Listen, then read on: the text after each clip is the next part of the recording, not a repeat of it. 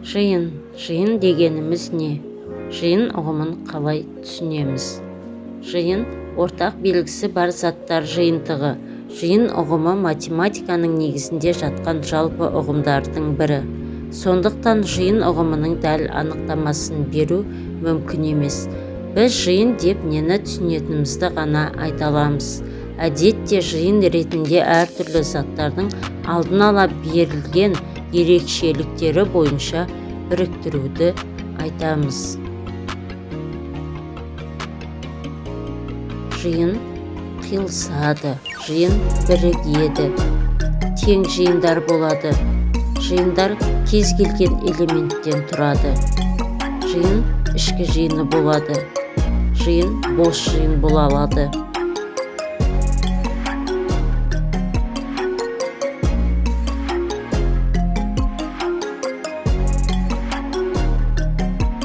Жиындардың қиылысу. Егер жиындар атауында және сөзі қолданылса, онда оның әр элементі екі жиынның қиылысында орналасады.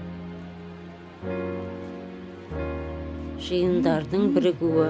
Егер жиындар атауында немесе сөзі қолданылса, онда оның әрбір элементі кез келген екі жиынның бірінде орналасуы мүмкін.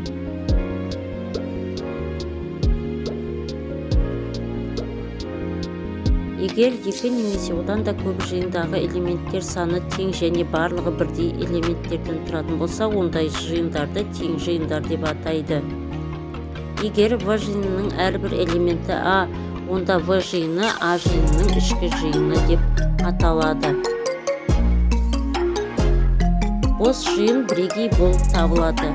Жиын элементтері жоқ. Оның өлшемі немесе элементтер саны, яғни жиынтықтағы элементтер саны 0-ге тең.